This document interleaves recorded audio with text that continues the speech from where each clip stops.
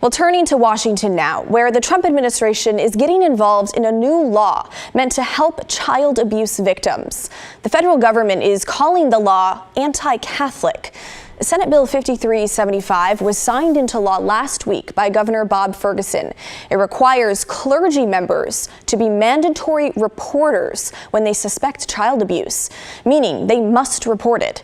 It was sponsored by Senator Noel Frame, a Democrat from Seattle, who says that as a child, she reported abuse to her teacher. Children need trusted adults.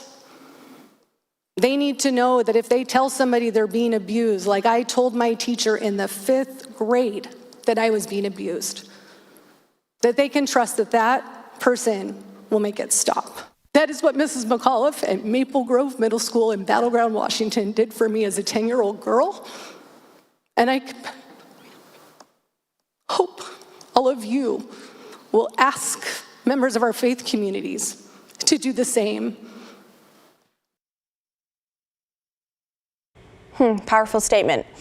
Well, here's where it gets tricky, though, for the Catholic Church. The law mandates that clergy members report suspected child abuse, even if it happens during confession. For Catholics, confession is a sacred rite, and the Archdiocese of Seattle says priests are bound by their religion's rules to keep everything said during confession secret, even if that person confessed to child abuse.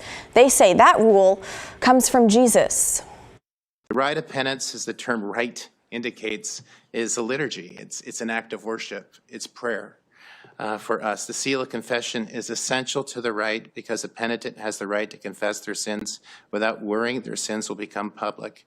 The penalty for breaking that seal is excommunication. Something even as a bishop I can't, have any power over. And even the Pope would say he doesn't have power because this is a sacrament that comes from Christ, you see.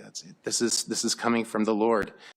The bishop says priests and other church leaders are already mandatory reporters outside of confession, and that during confession, a priest can encourage a child abuser to turn themselves in.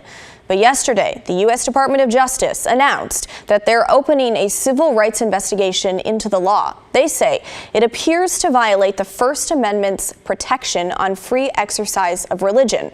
They say the law appears to single out clergy as not entitled to assert applicable privileges as compared to other reporting professionals. It's worth noting the law does apply to all religious leaders, not just Catholics.